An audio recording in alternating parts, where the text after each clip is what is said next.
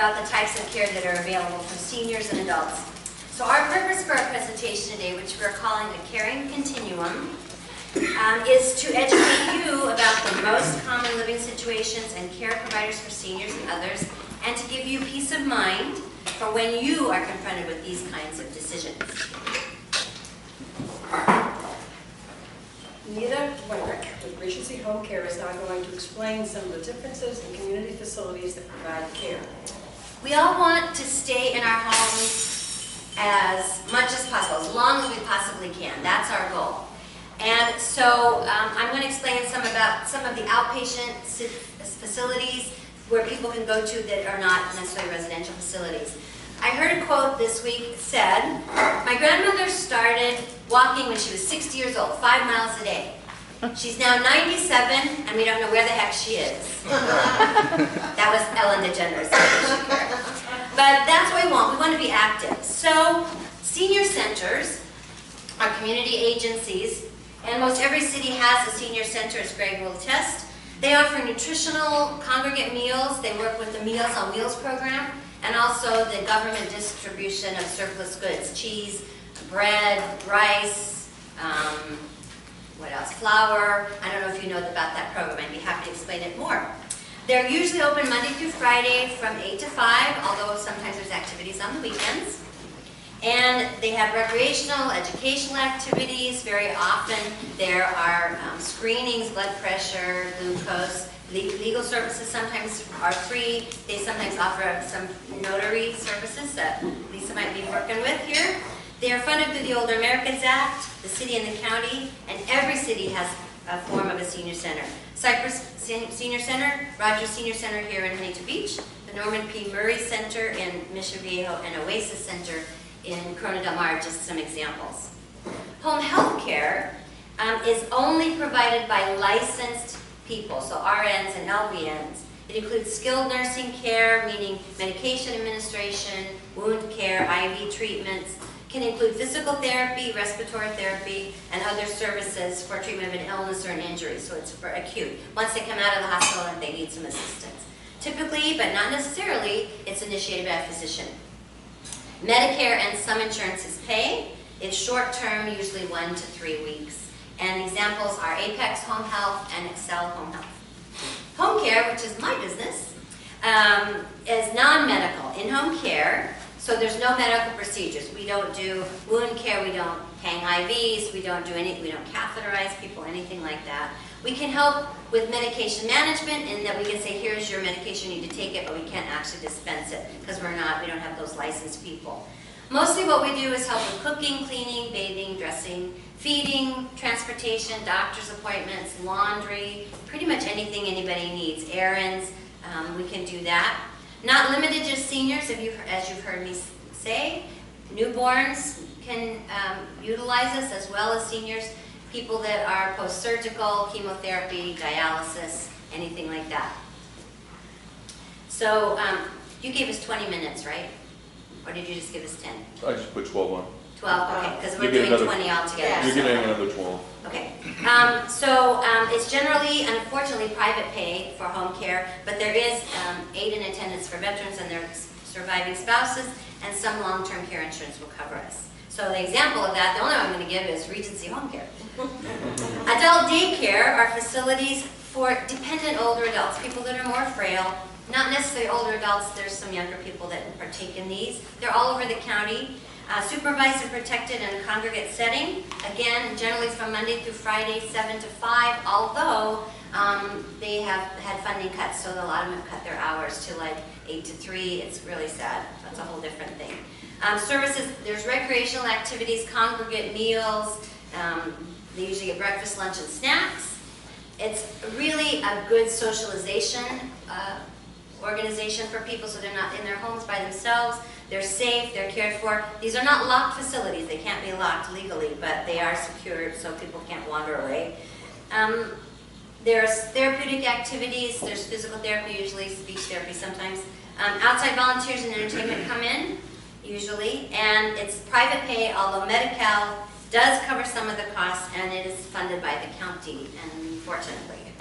So in North Orange County, the senior centers or the adult daycare are run by Senior Serve, and in South Orange County they're run by Age Well.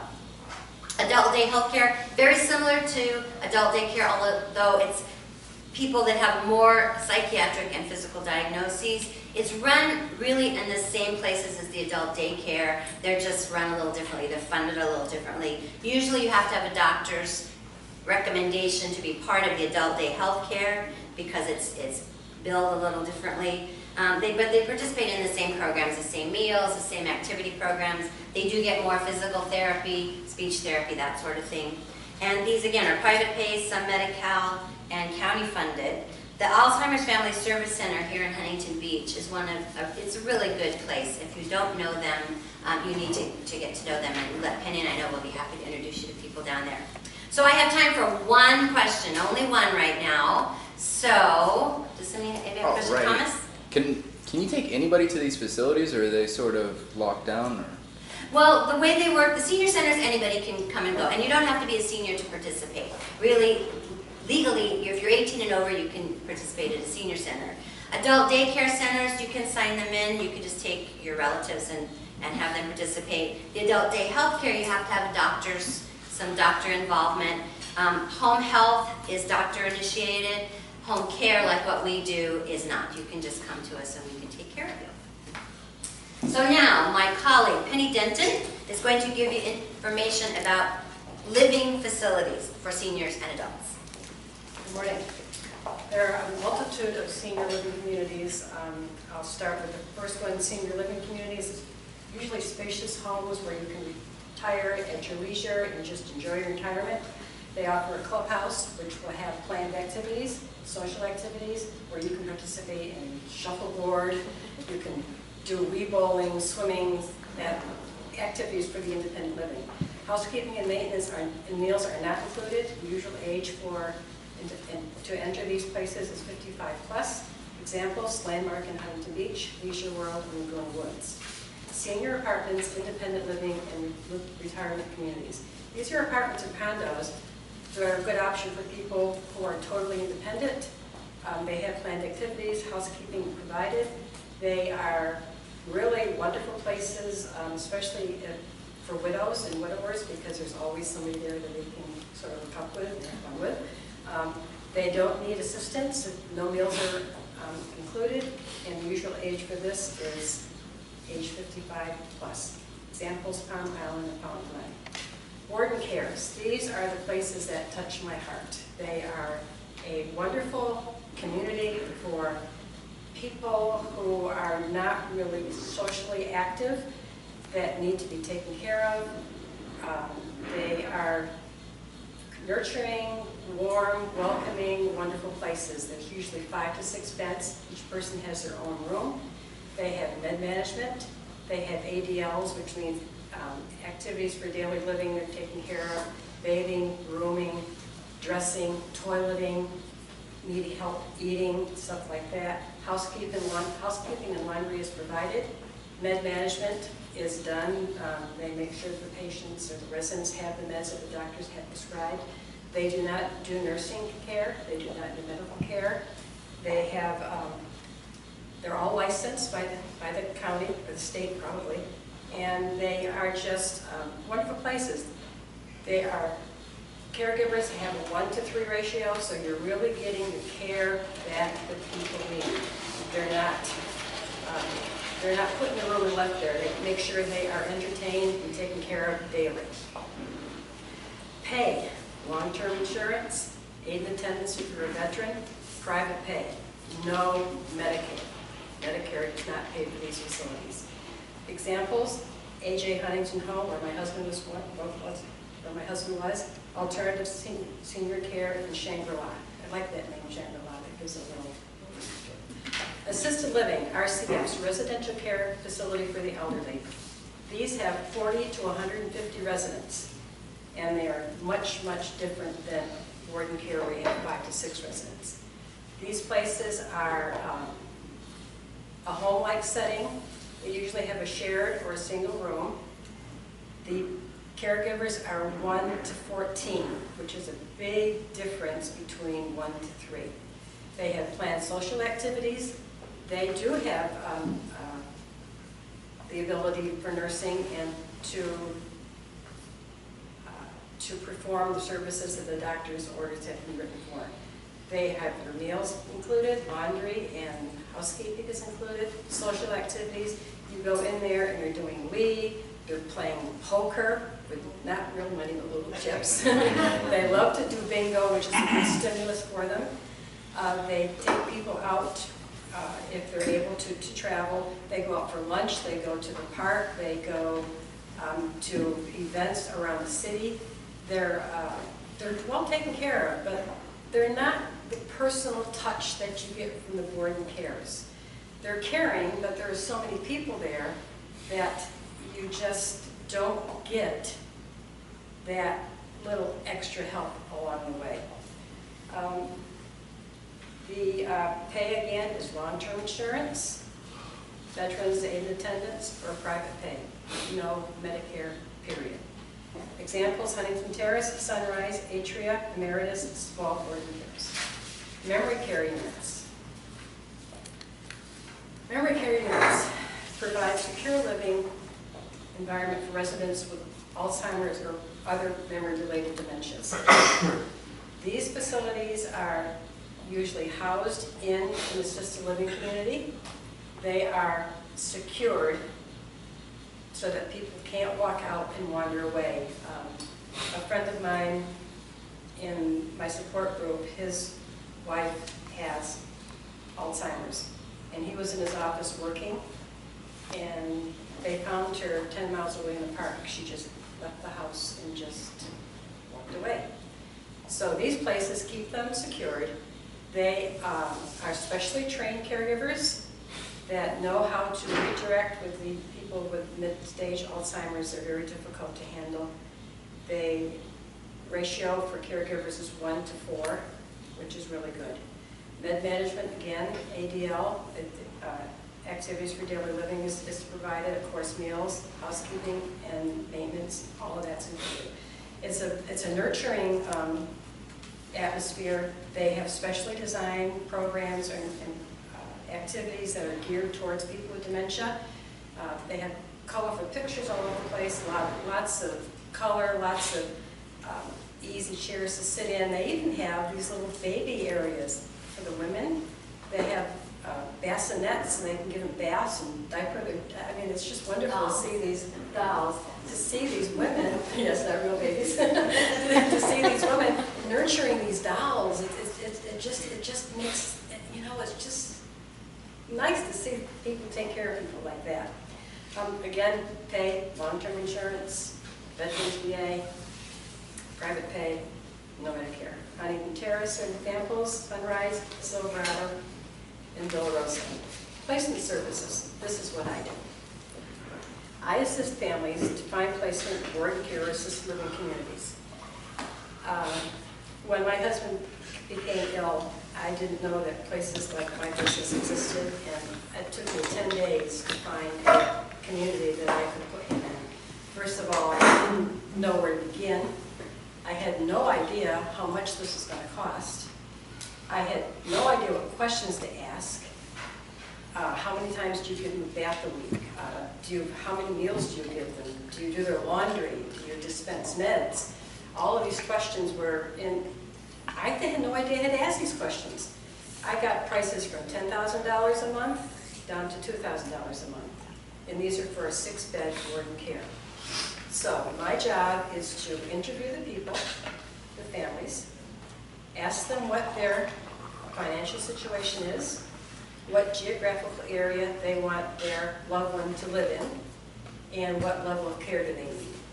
Then I go back home and I find the 3 communities that I think will best fit their criteria.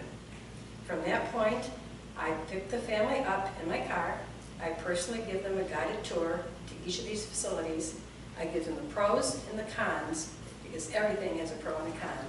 And then I let them make up their own decision. I don't stop there. I help with all the paperwork that they need to fill out, and it's a multitude, a mountain of paperwork. I also will help them to get veterans aid attendance if husband or the surviving spouse, if he was served in a declared time of war, I can get them financial aid from the government. After that, I try to help them move in if I am available, and I try to visit them at least once every month, just to make sure that they're not forgotten. Because some of these people only have 1 or 2 people, or maybe none, that actually will come and see them because they don't know how to act with these people when they're put into places like that. So that's what I do, and I really enjoy this. When I play somebody, my heart just sings to see the family just go, wow, it's done. I don't have to worry about it anymore. And there is no fee for my service. I get paid by the community I place them in, so that is how I get paid. But even if I didn't get paid, I do this anyways because it's a wonderful service. Examples, my company is just a transition. When we were, again, researching this, and we were talking about skilled nursing facilities, we came up with no less than 13 different names for skilled nursing facilities. So they can be called skilled nursing facilities, nursing homes, skilled care, healthcare facility, healthcare center, nursing center, long-term care facility, care center, SNF, convalescent center, convalescent hospital, extended care center, or extended care facility. And what a skilled nursing facility is, it's a licensed facility covered by Joint Commission on Healthcare Facilities, Medicare, Medi-Cal, the Department of Health. Everybody comes in and surveys these people. And it's equipped, it's medical, it's equipped with the staff to give skilled care rehabilitation services. 24-hour care includes all meals, all ADLs that need to be taken care of. Shorter long-term care. People can be ambulatory or non-ambulatory. It doesn't matter. There's programs, activity programs daily. They are mandated to have so many, I think it's at least 4 planned activities every day for their residents. It's very structured. 7 days a week. It has to happen 7 days a week. Transportation is often provided for doctor's appointments.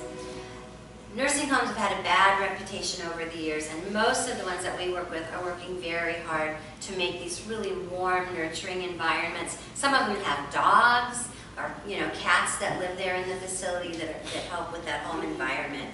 But again, it is like a hospital, so you can only do so much. But most of them are doing a really good job, I think.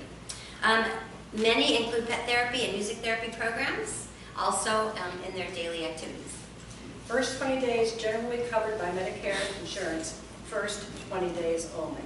Days 21 to 100, Medicare pays 80%, copay $148 daily. After that, private pay or Medi-Cal. Example of a skilled nursing facility was Anaheim Terrace, Manor Care, Chapman Harbor, Pacific Haven, Flagship, Beachside Nursing Home. And rehabilitation units generally are within the skilled nursing facilities, not always, but what these do, they specifically target people short-term to rehab from like a physical injury, hip replacement, knee, and you don't have to be an old person to be in these rehab units. There's very young people sometimes.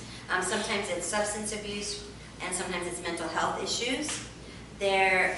Most of them are residential, although there are some outpatient rehabilitation units.